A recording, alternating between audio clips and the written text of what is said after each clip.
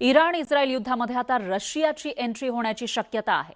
रशियाने इराणला अमेरिकेच्या सैन्य तळांविषयीची गुप्त माहिती पुरवल्याचं बोललं जात आहे। तसं झाल्यास ही तिसऱ्या महायुद्धाची नांदी ठरण्याची शक्यता आहे।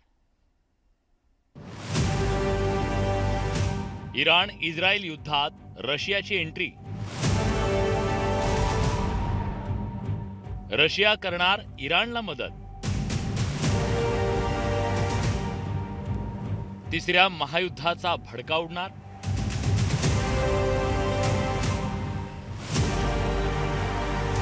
अमेरिका इस्रायल इराण युद्ध आता एका धोकादायक वळणावर येऊन ठेपलंय।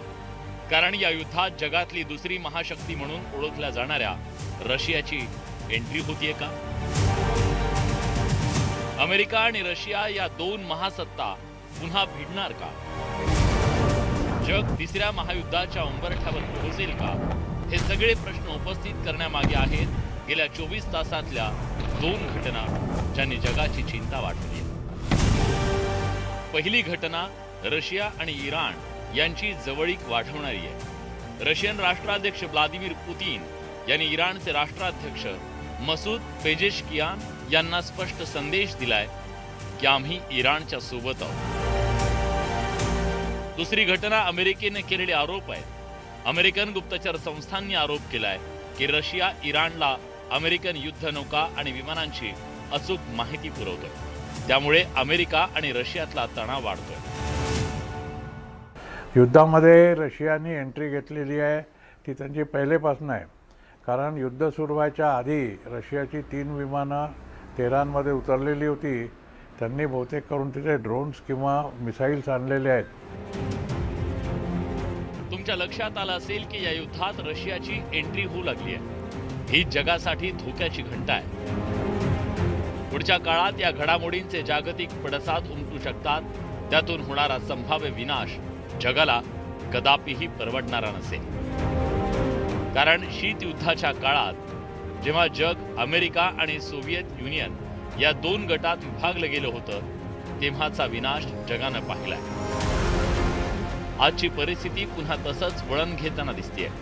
अमेरिका रशिया या दोन देशात थेट लढाई नाही तर प्रॉक्सी वॉर सुरू आहे का?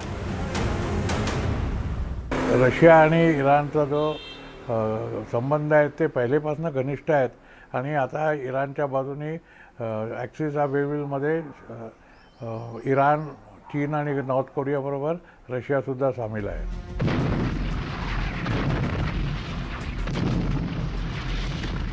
तुम्हाला आठवत असेल तर युक्रेन युद्धात इराणनं रशियाला शेकडो शाहेद हे ड्रोन्स पुरवले। कारण ड्रोन ही इराणची ताकद आहे। त्या ताकदीवर ते अमेरिका आणि इस्रायलला झेरी सांडतायत। आता इराण इस्रायल युद्धात रशिया इराणला मदत करून अमेरिकेला शह देण्याचा प्रयत्न करतोय का? ही कसली मदत आहे? तर ही मदत आहे गुप्त माहितीची। अमेरिका म्हणते की रशिया इराणला अमेरिकेबद्दलची माहिती पुरवतोय। माहिती अमेरिकेच्या युद्धनौका कुठे आहेत, त्यांची विमानं सध्या कुठे आहेत या सगळ्याची आहे। रशियाकडे प्रगत उपग्रह आहेत, त्यातून मिळवलेली चित्र ते इराणला देत आहेत आणि त्यामुळे इराणच्या हल्ल्यांची अचूकता वाढल्याचा अमेरिकेला संशय आहे। ही सगळी माहिती देण्यासाठी रीतसर रशिया आणि इराण यांच्या जानेवारी 2025 मध्ये एक सामरिक करार झाला, ज्यानुसार दोन्ही देश संरक्षण आणि गुप्तचर माहिती एकमेकांना देतात। दुसरीकडे जगातला कुठलाही मोठा देश थेटपणे इराणच्या बाजूने उभा दिसत नाहीये। पण पहिल्यांदाच असं झालंय की रशियाचे राष्ट्राध्यक्ष व्लादिमीर पुतीन यांनी इराणचे राष्ट्राध्यक्षांना फोन करून सांगितलं की आम्ही तुमच्या सोबत आहोत।